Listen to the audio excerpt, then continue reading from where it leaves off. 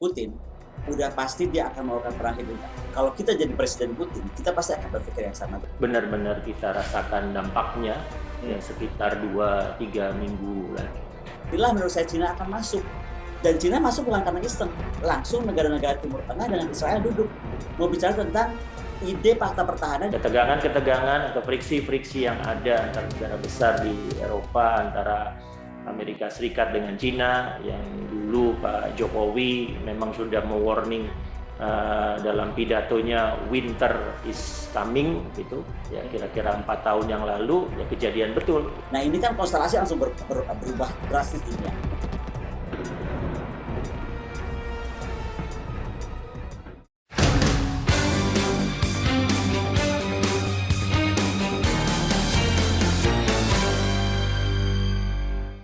Halo, selamat pagi, salam sehat. Ketemu lagi kita di program Cross Check di kanal YouTube medcom.id bersama saya Indra Maulana. Pekan ini kita akan bicara tentang invasi Rusia yang akhirnya terjadi ke Ukraina.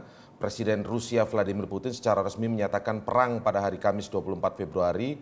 Rusia pun langsung menggempur Ukraina dengan serangan militer berkekuatan penuh. Dunia bertanya dengan cemas, akankah militer Amerika Serikat dan Uni Eropa terseret perang Rusia-Ukraina ini? Atau yang lebih mengkhawatirkan lagi, akankah perang Rusia-Ukraina ini membuat militer Cina meletupkan perang baru di Asia? Jika Cina terseret perang, betulkah seperti yang dikhawatirkan salah satu senator di Amerika Serikat, pertanda perang dunia ketiga dimulai? Akan seperti apa dampaknya bagi Asia dan khususnya Indonesia? Langsung saja kita cross-check kali ini dari kajian Lemhanas, Gubernur Lembaga Ketahanan Nasional Andi Wijayanto. Selamat pagi, Bang Andi. Selamat pagi, Mas Indra. Terima kasih diundang. Terima kasih atas waktunya, Bang Andi. Kemudian ada Bu Kony Rahakundini, pakar pertahanan dan militer. Selamat pagi, Bu Kony. Salam sehat. Selamat pagi Pak Indra, selamat pagi Pak Gubernur. Selamat ya Pak Gub atas pengangkatannya. Kita ucapkan selamat dulu untuk Bang Andi ya. Pak Gub ya manggilnya Bu Kony ya. Pak Gub dong saya. Pak Gub. Oke, nah Bang Andi, ini kita ingin tahu nih dari sudut pandang Bang Andi, mungkin juga ya kajian sementara ini Lemhanas tentang apa yang terjadi ketegangan di Ukraina ya, Rusia menginvasi ke sana dengan alasannya masing-masing, tapi yang sebenarnya mengkhawatirkan kita semua setelah ini adalah seperti mungkin juga prediksi-prediksi beberapa orang ya di beberapa waktu terakhir ini, kalau kemudian Cina, bahkan kalau kata Senator Amerika Serikat, Iran ikut-ikut campur dengan soal ini, maka ini akan bisa meluas dan mengerikan, bahkan disebut mungkin ini perang dunia ketiga. Kalau kajian Bang Andi sementara ini seperti apa kira-kira Bang Andi?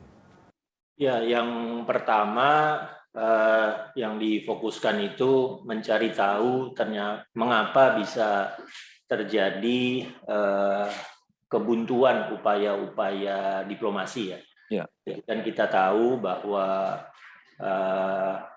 diplomasi yang dilakukan terutama antara negara-negara Eropa Barat, katakanlah seperti Prancis dengan Jerman, dengan Rusia itu kan langsung ke tingkat presiden ya.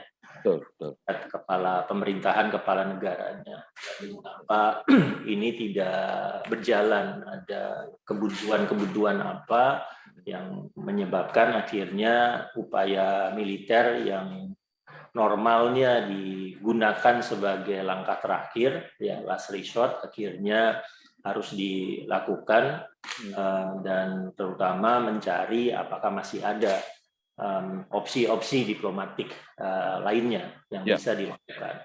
Ya, tentunya secara mekanisme formal normatif yang harus dilakukan Indonesia adalah menggunakan mekanisme collective security yang sudah menjadi komitmen kita untuk melakukan perdamaian melalui PBB dan seterusnya. Tetapi satu hal yang perlu kita segera analisis dan memberikan rekomendasi kebijakan ya kepada Bapak Presiden dan menteri-menteri terkait adalah dampak segera dari krisis yang terjadi di Ukraina ini kepada kita.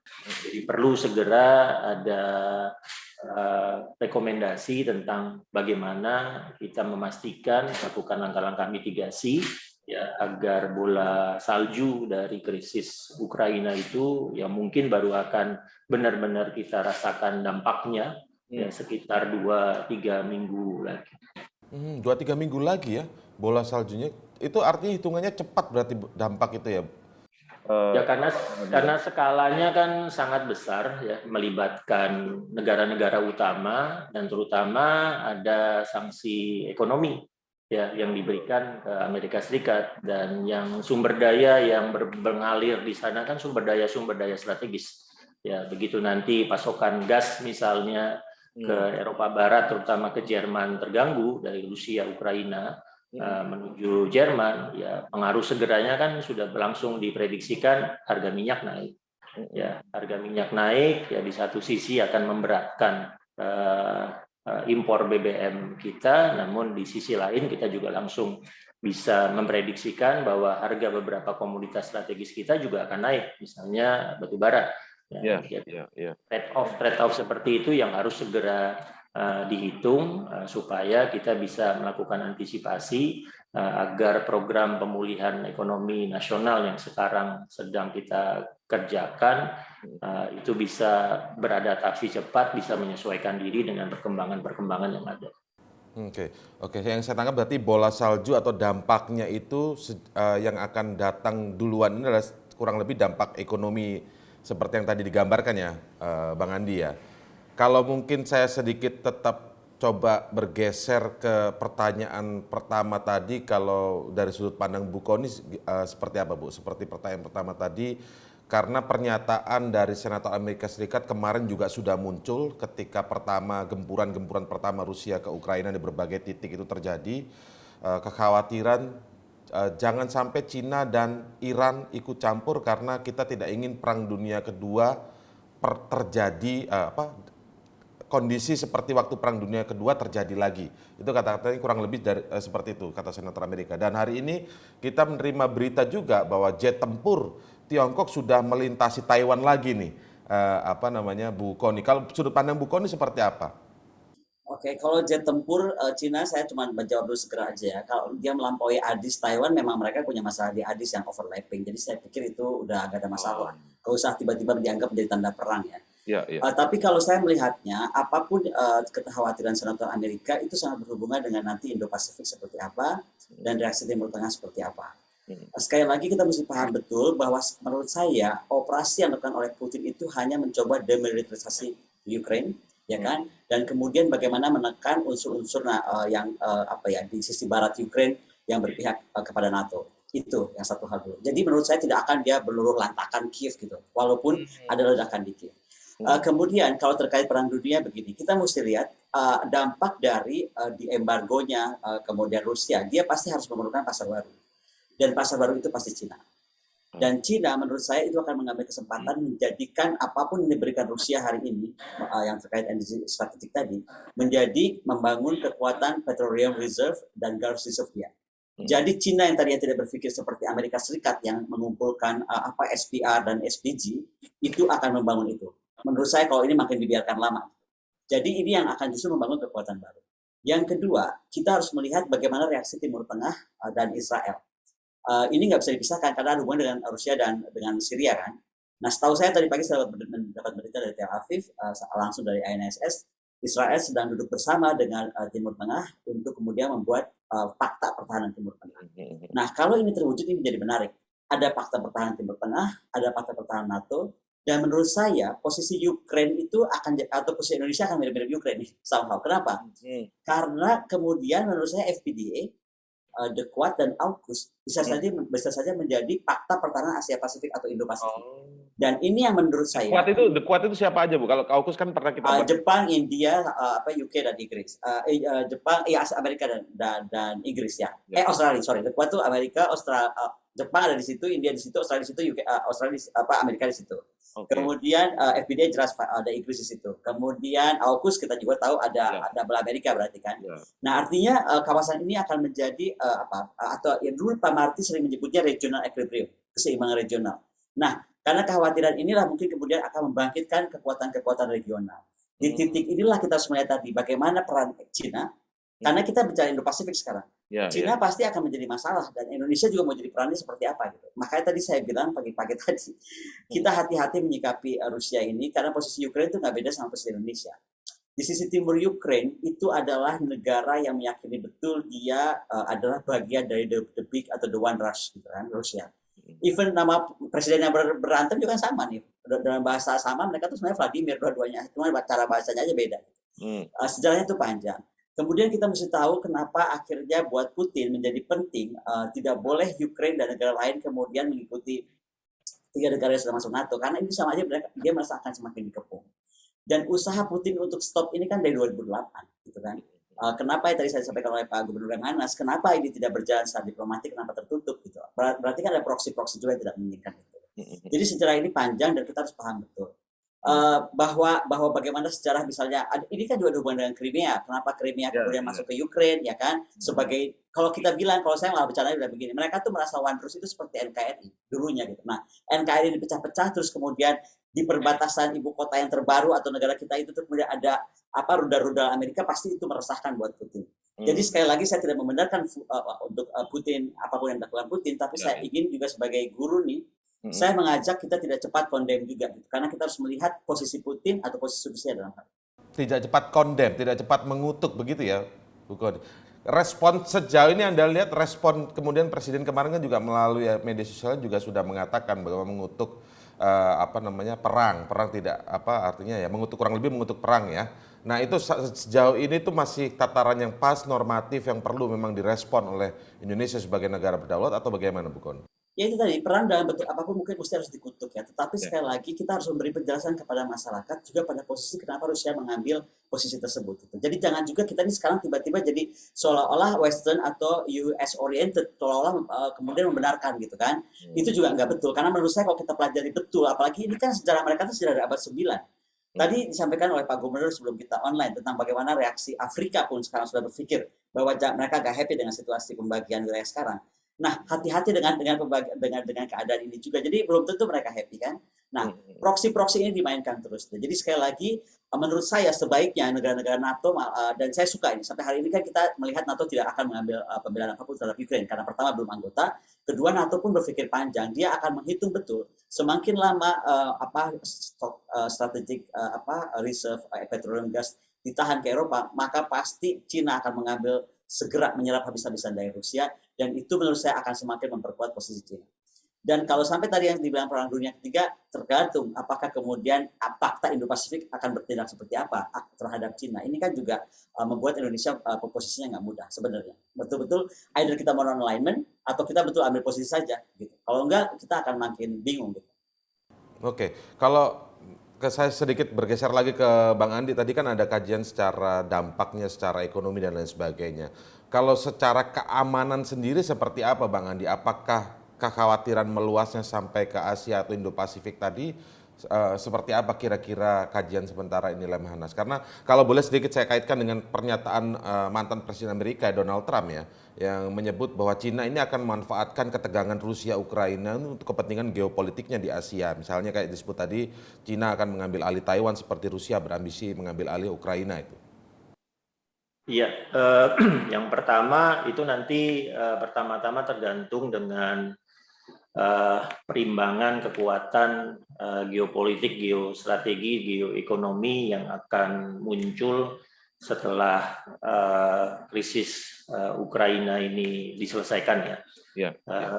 Jadi memang terjadi pergeseran perimbangan geostrategi yang sangat signifikan dari berakhirnya Perang Dingin tahun 1991 ya, ketika kemudian ada negara-negara terutama pecahan Uni Soviet di Eropa Timur sampai Baltik yang bergabung dengan NATO, sehingga relatif perbatasan Rusia yang di sebelah utara ya itu sudah sangat rawan untuk Rusia. Ya, sekarang tinggal perbatasan sebelah tengah dan sebelah selatan Belarus dan Ukraina yang menjadi batas terakhir ya, itu yang mungkin oleh Putin disebut sebagai batas garis merah yang bisa ditoleransi oleh Putin. tradisi antara NATO dengan Fakta Warsawa itu mereka bisa mengembangkan langkah-langkah kerjasama militer ya untuk membuat perimbangan itu menghasilkan stabilitas di kawasan tersebut. Ya, jadi kalau secara akademik itu ada konsep-konsep seperti confidence building measure, ya, pembangunan saling percaya, ada konsep seperti gelar non provokatif, gelar non ofensif, ya, gelar pertahanan non provokatif, non ofensif, sampai misalnya ada satu konsep bagaimana menyepakati supaya gelar kekuatan yang dilakukan dalam skala besar itu justru memunculkan kerawanan timbal balik. Ya, kerawanan timbal balik sehingga akan muncul rasionalitas untuk melakukan serangan pertama. Kalau ada kerawanan timbal balik itu. Dulu di masa NATO dengan Fakta Warsawa, Fakta Warsawa sangat unggul dengan gelar tank kelas berat. Kavaleri-nya sangat unggul, mengalahkan NATO. Sementara NATO-nya sangat unggul dalam rudal jarak pendek dan jarak menengah. Ya, di tahun 80 90-an itu menghasilkan kerawanan timbal balik.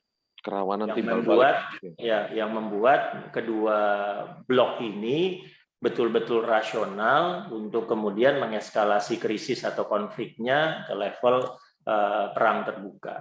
Ya, tentunya ada juga misalnya gelar yang disebut sebagai gelar penangkalan, ya, gelar penggentaran, deterrence, ya, di mana kekuatan yang digelar oleh satu negara atau satu blok dipastikan akan membuat negara lain gentar untuk melakukan serangan. Ya, dengan semua mekanisme yang sekarang ada di Eropa, jadi pertanyaannya balik ke pertanyaan awal saya, mengapa itu gagal? Mengapa strategi-strategi gelar itu gagal untuk membuat aktor bersifat rasional untuk tidak melakukan serangan militer? Dan pertanyaan keduanya, mengapa diplomasinya juga gagal? Nah, kalau ke Asia Timur, ya tinggal menunggu bagaimana ada perimbangan kekuatan yang terjadi di Eropa yang segera menstabilkan kawasan itu. Ya, ketegangan-ketegangan atau friksi-friksi yang ada antara negara besar di Eropa, antara Amerika Serikat dengan Cina, yang dulu Pak Jokowi memang sudah mewarning dalam pidatonya winter is coming gitu, ya kira-kira 4 tahun yang lalu, ya kejadian betul. Ya sekarang lah winter yang dulu diprediksikan oleh Pak Jokowi di Bali, ya. Sederhananya seperti apa maksudnya Bang Andi? Mungkin kalau masyarakat awam menyimak ini juga, winter is coming itu maksudnya apa? Sederhananya apa itu? Ya kalau winter is coming kan musim dingin, ya. Musim dingin selalu menghadirkan situasi-situasi yang lebih sulit daripada musim-musim yang lain, ya musim panas, musim semi, gitu ya. Ya karena masuk ketegangan ini ya. Tapi kalau di Asia Timur, di Asia Pasifik, ya terutama di ASEAN begitu, kita memiliki banyak mekanisme-mekanisme diplomasi yang harus segera digelar secara lebih intens, ya untuk memastikan bahwa tidak ada, yang paling dikhawatirkan itu tidak ada insiden-insiden, ya friksi-friksi kecelakaan, ya yang memunculkan salah persepsi, salah komunikasi antar negara seperti yang tadi disampaikan oleh Ibu Koni. Ada masalah bukan perbatasannya, tapi ADIS. Ya, ada ruang udara yang bukan tidak terikat dengan kedaulatan udaranya, tapi ruang udara yang memang dideklarasikan secara unilateral, ya, yang kemudian patroli yang dilakukan oleh pesawat-pesawat tempur dalam jumlah yang signifikan. Kalau tadi tidak diimbangi dengan keberadaan confidence building measure, misalnya tidak diimbangi dengan mekanisme pembuatan rasa saling percaya yang menjadi salah satu pilar dari ASEAN Regional Forum, nah itu bisa memunculkan mispersepsi, bisa memunculkan miskomunikasi. Ya di saat-saat krisis seperti ini justru interaksi-interaksi diplomatik harus betul-betul ditingkatkan secara signifikan.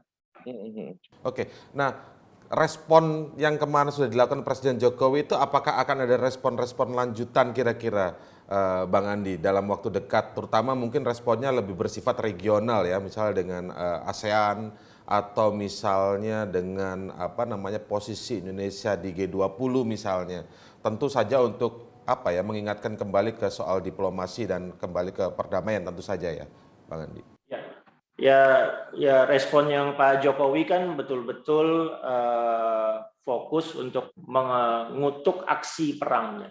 Ya, kita memang betul-betul tidak menginginkan konflik friksi yang ada antar kita itu diselesaikan dengan mekanisme kekerasan bersenjata.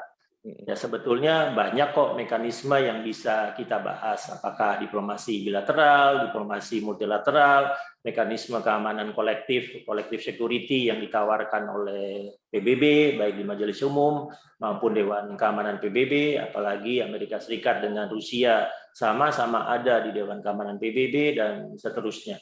Jadi multiple channel diplomasi itu banyak, ya namanya juga multiple channel, dan itu yang betul-betul harus dimanfaatkan. Ya, yang paling khawatir itu kalau memang terjadi kebuntuan ya diplomasi, sehingga kondisi stalemate, kebuntuan itu makin memperparah persepsi, makin memperparah pemahaman, lalu negara-negara bertindak berdasarkan kondisi-kondisi yang sebetulnya bisa diselesaikan kalau membuka mekanisme-mekanisme diplomasi yang sangat banyak tadi. Dan Indonesia saat ini berpeluang ya untuk masuk memperbanyak multiple channel diplomasi itu, ya baik melalui PBB, bisa juga melalui keketuaan di G20 sesuai dengan proporsi yang bisa kita lakukan di forum-forum multilateral yang melibatkan Amerika Serikat dan Rusia. Bu Kony, kalau kita lihat pernyataan Putin kemarin begitu ya, waktu Indonesia Barat tentu saja kita berbicaranya, kami akan memberikan respon cepat kepada negara-negara lain yang ikut campur soal ketegangan ini begitu, Bu Kony. Tapi di sisi lain juga saya ingin melihat juga Bu Kony, bagaimana kira-kira apa gestur dari Cina sejauh ini kalau dari pengamatan Bu Kony, yang disebut oleh prediksi seperti mantan Presiden Amerika tadi misalnya Donald Trump yang menyebut Cina akan memanfaatkan kondisi Rusia Ukraina ini dengan memanfaatkan mungkin saja kelengahan Amerika yang sedang fokus ke Ukraina untuk kemudian menginvasi Taiwan. Bu Kony, sejauh ini gimana Bu Kony? Atau itu mungkin anggapan yang masih berlebihan dan terlalu jauh, Bu Kony? Itu saya jawab dulu pasti aja. Itu saya rasa sih Pak Trump agak-agak halu ya. Karena kita itu sekarang harus sadar betul bahwa seluruh dunia itu lagi dianggap atau didorong menganggap Cina itu ancaman. Gitu. Padahal mungkin ancaman buat Amerika, buat kita belum tentu. Gitu. Itu dulu. Jadi saya nggak percaya itu akan terjadi, dan sekali lagi saya melihat pernyataan Putin itu sangat clear gitu. Kalau kita jadi Presiden Putin, kita pasti akan berpikir yang sama. Begini, kita mesti paham Ukraina itu apa. Ukraina itu negara terbesar setelah Rusia, gitu, setelah dia pecah menjadi 15 negara bagian. Di sana tuh juga banyak sekali peninggalan warhead, arsenal, nuklir power sekitar 1244-an atau 1249, misalnya. Jadi nggak mudah, dan tahu betul Putin tentang situasi, kondisi pertahanan atau tempat-tempat strategisnya Ukraina. Makanya kalau kita lihat, dia itu hanya menyerang masuk ke perbatasan dengan Rusia kan, itu satu. Yang kedua, makanya tadi saya jelaskan, kita harusnya melihat Ukraina ini menjadi pelajaran penting buat Indonesia. Karena sebenarnya Putin ini melihat Ukraina ini terbagi dua kan. Sisi Barat itu sangat pro NATO atau pro Eropa, kemudian mereka juga merasa mereka tuh lebih Ukrainian, kemudian mereka tuh melihat Rusia itu dalam penuh kecurigaan. Itu sisi baratnya Ukraina. Tapi sisi timurnya Ukraina itu berbalik, malah dia merasa dia sangat dekat dengan Rusia, dia bagian dari sejarah besar Rusia, dia merasa dia native Russian gitu. Kemudian dia juga melihat Rusia itu adalah sebuah kesatuan histori, kayak kita melihat NKRI tadi gitu. Jadi mereka dalam Ukraina sendiri ada benturan, sehingga makanya ada masalah di Donbas ya, di mana di area yang sekarang menjadi batas ungu lah kalau saya sebut demikian. Yang kedua, karena tadi saya bilang bahwa Ukraina ini negara besar, penduduknya 44 jutaan, kemudian kemudian dia 603 km persegi, kemudian GDP dia itu mencapai 155,6 billion dollar, it's a big one, it's a huge one. Jadi saya pikir Putin pun nggak akan ambil risiko. Tapi bahwa dia harus mengambil sikap itu jelas. Kenapa? Buat Putin nggak mudah ketika negara-negara bekas jajahannya itu kemudian jatuh, tapi kemudian didekati oleh NATO. NATO juga keisengan menurut saya. Kalau sudah jatuh kan harusnya sudah puas. Gitu. Kenapa dia kemudian membawa Estonia, membawa kemudian Latvia, kemudian membawa Lithuania 2004 masuk NATO. Makanya kemudian ketika Georgia dan Ukraine ditawari sejak 2008, lama loh ini. Putin udah warning, jangan dong, ini tuh negara-negara bekas saya dan kemudian dia itu mengenai saya, we have a shared history gitu, jadi jangan dipecah belah. Nah tapi proksi-proksi terus terjadi gitu, karena tadilah ada keisengan lain. Nah tapi sekali lagi Putin saya rasa udah jelas kalau berkata kepada Amerika Serikat, makanya kan Amerika Serikat menurut saya agak hold ya. Ketika dia bilang begini, Anda bisa bayangin nggak sih Amerika kalau sekarang rudal saya ada di perbatasan Meksiko gitu atau di perbatasan Kanada, rasanya kamu tuh apa? Nah itu yang saya rasakan sekarang dan atas nama nasional interest Rusia saya harus menunjukkan bahwa saya nggak main-main gitu tentang saya bilang jangan pernah Ukraina berpikir untuk memasuki NATO. Jadi ini lebih kepada bisa dianggap Bu Kony, orang ketika melihat yang terjadi di sana, ini adalah salah satu lagi-lagi upaya NATO memperluas wilayahnya. Sudah sangat jelas. Ini menurut saya makanya tadi saya awal sudah bicara soal balancing atau equilibriumnya Pak Martin atau Legawa. Gitu. Karena saya perhatikan demikian ini terjadi di Ukraine, langsung negara-negara Timur Tengah dengan Israel duduk mau bicara tentang ide fakta pertahanan yang tadinya cuma dibahas sepintas di 2018 saat Abraham Accord ditandatangan. Nah, mereka harus bersiap-siap karena kalau ada apa-apa sama Syria gitu kan, mereka kan harus bertindak. Makanya pertanyaan saya ke kawasan kita kalau kita tarik, jangan juga kita assume bahwa Cina itu musuh kita, belum tentu. Iya kan? Karena tadi saya bilang posisi Indonesia itu non-blok, posisi yang sangat susah gitu. Karena sekarang kalau mau FPDA, The Quad sama AUKUS misalnya saja jadi satu. Indo-Pasifik aliansi fakta pertahanan Indo-Pasifik. Nah, kalau itu apa bedanya kita sekarang dengan Rusia yang terkepung gitu. Nah, makanya menurut saya jangan juga kita mau terdrive seolah-olah Cina itu adalah ancaman juga buat kita. Gitu. Ancaman buat Amerika, yes. Economically ya, teknologi. Jangan salah juga ya, Amerika itu sebenarnya diancam Cina kan cuma dua hal. Dia aja besar-besaran soal militer Laut Cina Selatan, tapi kan yang dua aja yang dia udah terkapar-kapar. Ekonomi dan juga teknologi. Itu yang sebenarnya dia sakit hati gitu terhadap Cina. Kita semua di drive seolah-olah harus anti China. Itu yang saya harus warning dari tadi, jangan sampai kita ke drive sana. Kalau coba kita lihat NATO. Kalau mau NATO bergerak, udah kaget Rusia. Karena kekuatan Rusia itu kan hanya 40% dibanding kekuatan NATO. Terus kalau memang Rusia mau betul-betul jahat kepada Ukraine itu kekuatan cuma 1/25. Dan tadi saya bilang semua tempat strategis ada apa di Ukraine. Rusia tahu betul orang itu bagian dari dia paling besar kok dulu gitu. Jadi menurut saya ini hanya satu gertak dan gertak ini nggak boleh lama-lama dibiarkan oleh negara NATO. Kenapa? Disinilah menurut saya Cina akan masuk. Dan Cina masuk bukan karena iseng, karena dia akan bantu Rusia mau kemana dijual gas sama petrolnya Rusia. Dia kan harus itu kan pendapatan ekonomi dia terbesar.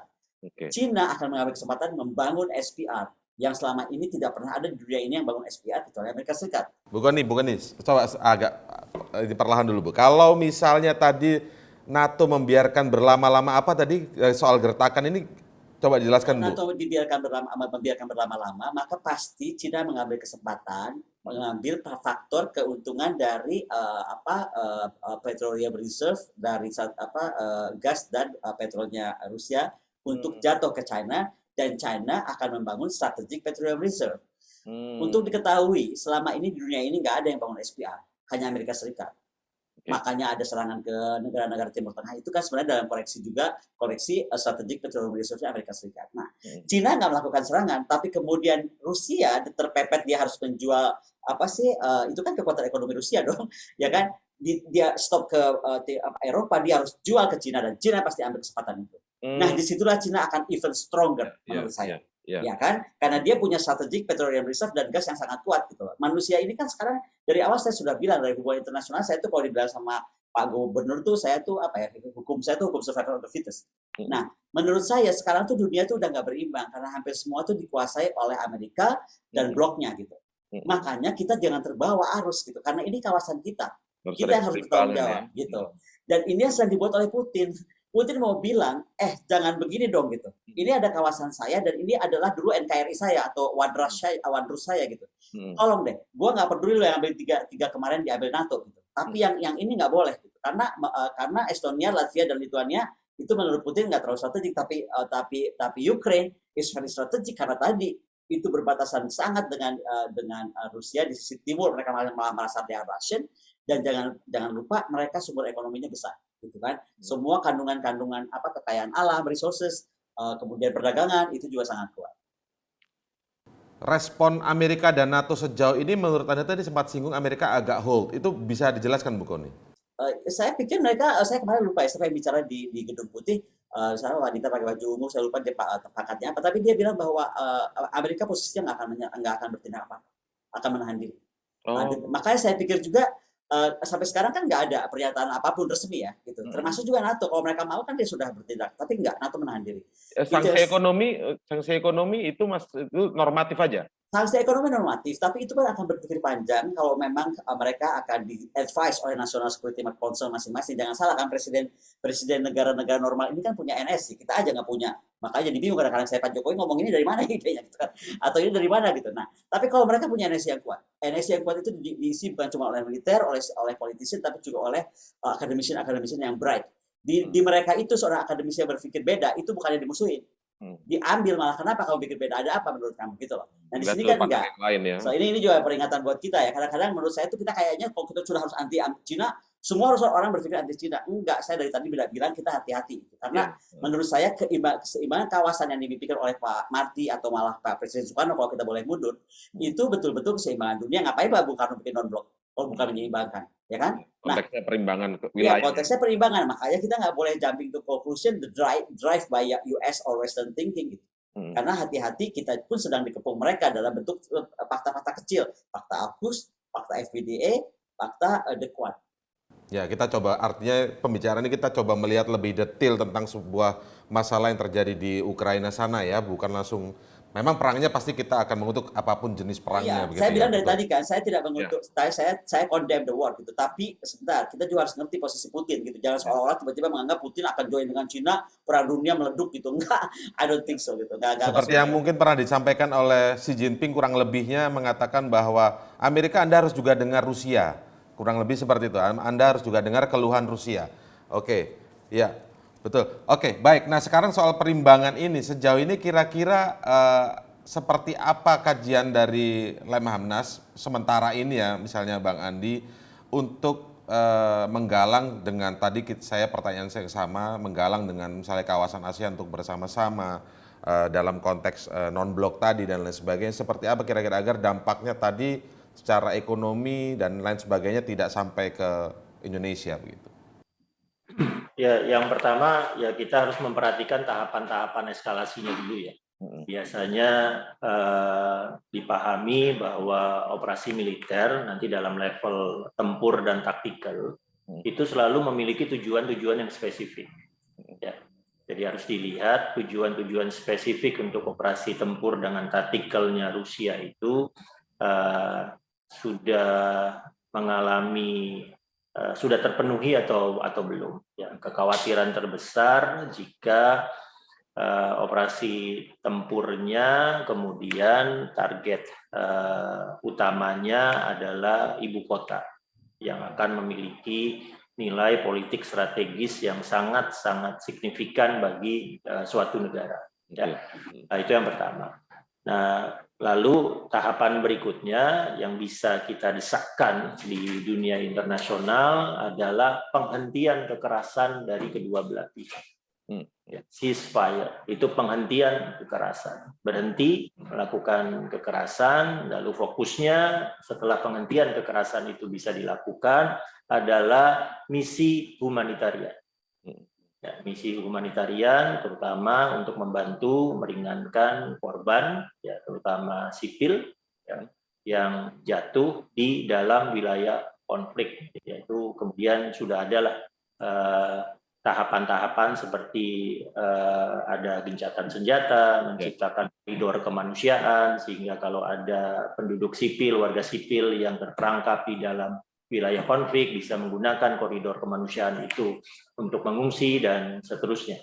Jadi dari penghentian kekerasan baru kemudian melakukan misi-misi humanitarian. Nah, pada saat ini terjadi itu sudah arah perubahan yang awal untuk, dan itu memastikan bahwa ini mekanisme non kekerasannya, non militernya sudah ada nih. Begitu sudah bisa penghentian kekerasan, bisa ada misi-misi humanitarian itu, dan itu yang menjadi dasar untuk kemudian bergerak mencari mekanisme diplomatik yang lain. Ya tentunya mekanisme diplomatik yang bisa diharapkan segera muncul adalah antara Rusia dengan Ukraina. Ya. Jadi diberikan ruang sebesar-besarnya bagi Rusia dengan Ukraina untuk menyelesaikan masalahnya. Nah, dari situ ya bisa saja ini berhasil, bisa saja tidak. Lalu kita memiliki mekanisme lainnya. Mekanisme lainnya terutama ada di PBB, ada di Dewan Keamanan. Nah, sekarang yang muncul adalah aksi yang asimetrik ya. Aksi yang asimetrik itu dua hal. Pertama tadi yang disampaikan oleh Ibu Koni, gelar kekuatan Rusia dengan Ukraina itu tidak imbang, itu asimetrik. Jadi ya memang ini akan singkat lah kira-kira, lama pertempuran akan singkat karena tidak imbangnya kekuatan itu, dan diharapkan memang tidak terjadi retaliasi yang malah akan mengeskalasi skala konfliknya. Ya, apalagi nanti dikhawatirkan ini akan menyulut perang regional, dikhawatirkan ini akan menyeret aliansi militer NATO dan seterusnya. Ya, nah asimetrik lainnya adalah tanggapan yang dibuat oleh Amerika Serikat dan negara-negara Eropa menjadi asimetrik karena tanggapannya kan bukan tanggapan militer. Ya. Di satu sisi itu bagus, ya, tanggapannya bukan tanggapan militer, jadi tidak ada retaliasi dan eskalasi perang terbukanya, ya. Tapi di sisi lain membuat masalahnya menjadi makin kompleks karena retaliasi yang dilakukan adalah retaliasi sanksi ekonomi. Retaliasinya sanksi, makin kompleks retaliasinya, retaliasi sanksi ekonomi diberlakukan secara unilateral. Ya, dilakukan secara unilateral yang pasti ada pengaruhnya ke negara-negara lain termasuk kita. Ya, retaliasinya itu bukan retaliasi yang diatur misalnya dalam piagam PBB. Ya, retaliasinya bukan itu dari Amerika Serikat. Jadi Amerika Serikat tidak misalnya menggunakan mekanisme Majelis Umum, tidak menggunakan mekanisme Dewan Keamanan. Ya, kita tahu ada kelemahan-kelemahan yang ada di mekanisme PBB karena misalnya antara lain Rusia memiliki hak veto. Betul, ya. Di sana ada kelemahan-kelemahan itu. Nah, tapi retaliasi asimetrik ini di satu sisi positif, tidak memunculkan eskalasi konflik yang jauh lebih besar, ya, besar militer. Di sisi lain, ini memunculkan kompleksitas baru.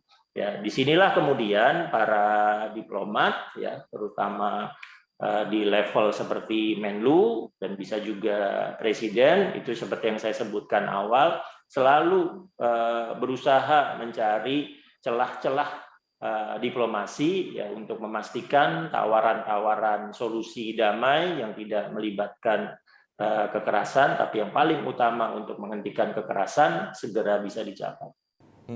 Oke, baik. Nah, kalau disebut tadi retaliasinya jauh lebih kompleks, kira-kira analisis Bang Andi, apakah justru ini akan bisa berlangsung lama ketegangannya ya? Mungkin kalau soal invasinya tadi dianggap akan bisa singkat antara Rusia dan Ukraina yang tidak seimbang tadi asimetrik secara militernya mungkin ya, tetapi dampak ketegangannya ini akan berlangsung cukup lama atau tidak kira-kira Bang Andi?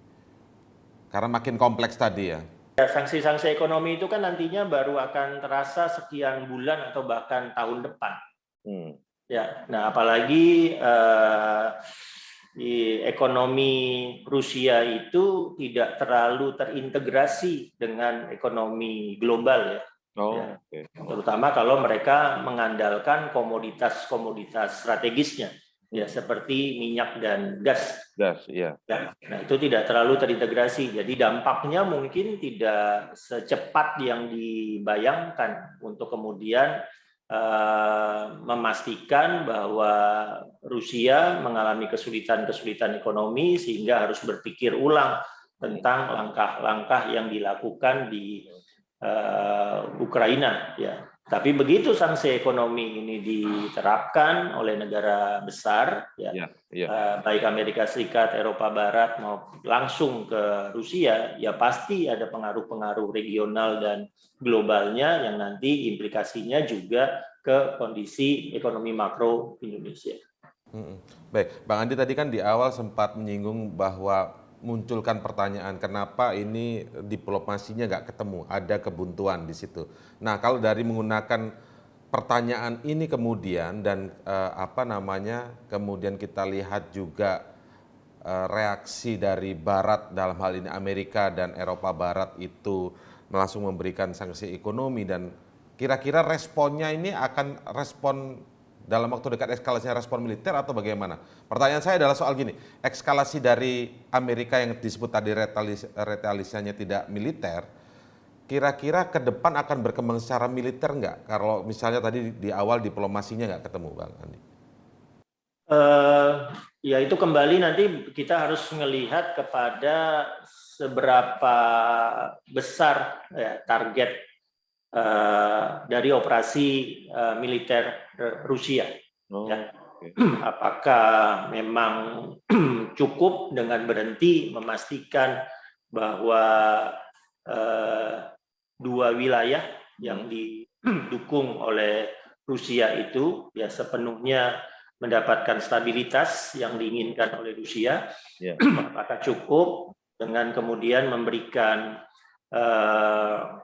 pesan tegas kepada NATO ya tentang garis merah keluar dari wilayah yang diinginkan Rusia di Eropa Tengah dan Eropa Timur ya, atau ada target-target sasaran-sasaran politik lain yang diinginkan oleh Rusia.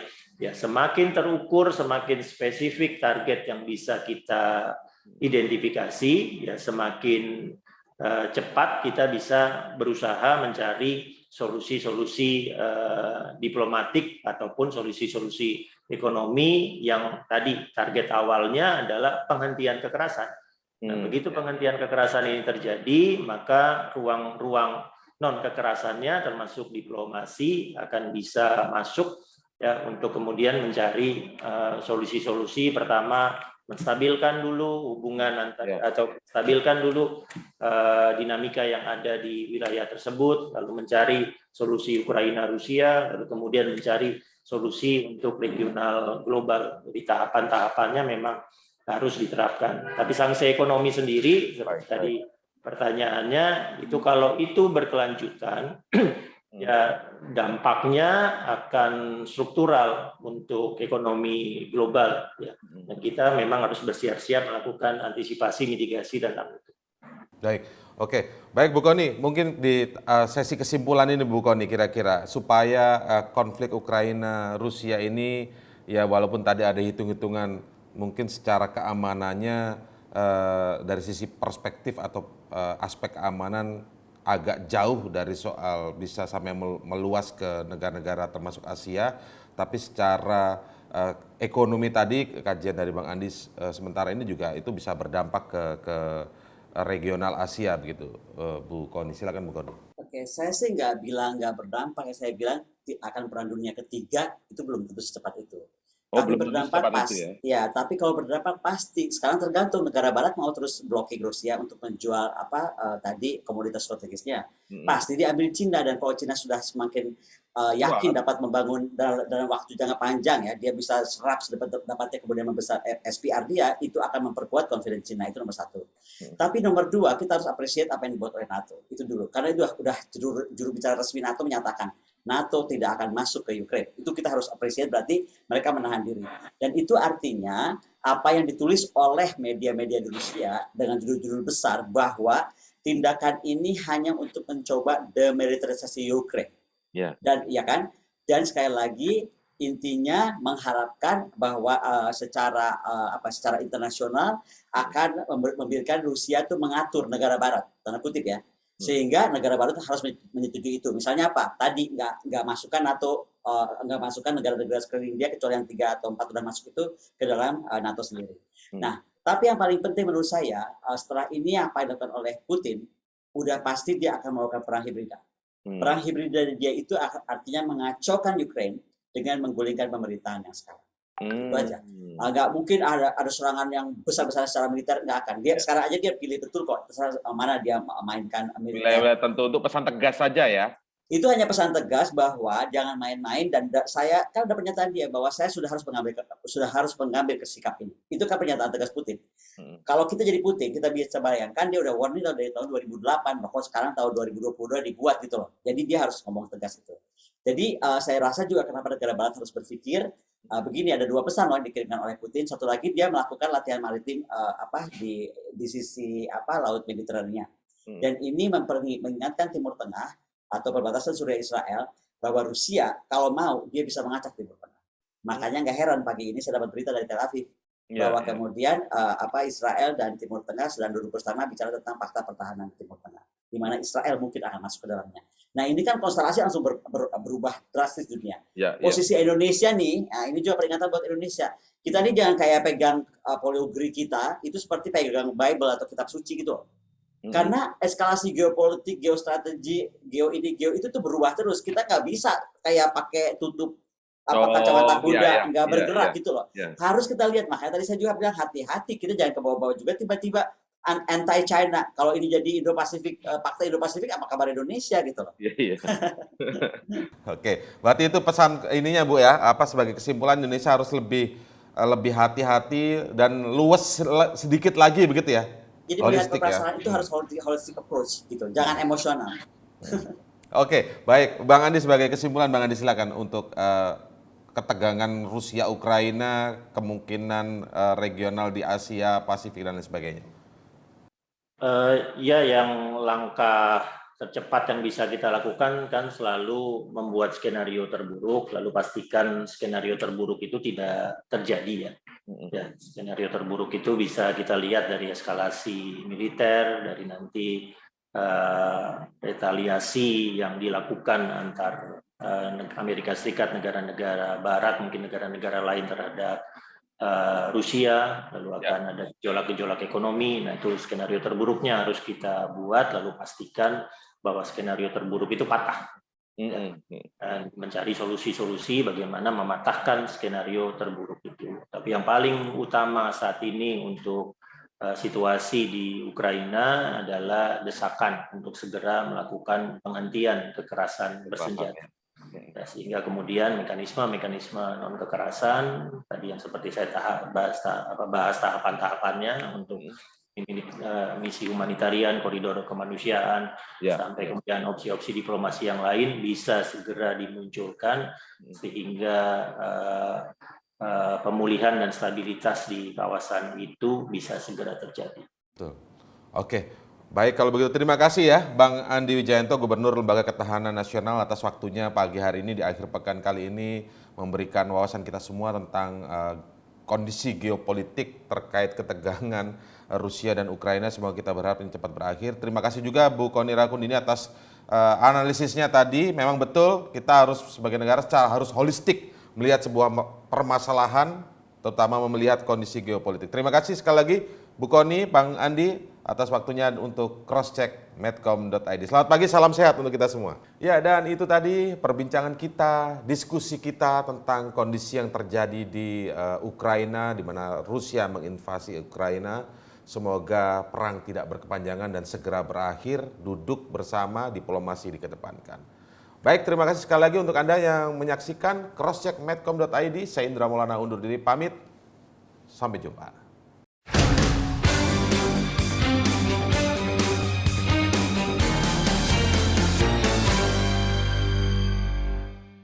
Medcom.id, a part of Media Group Network.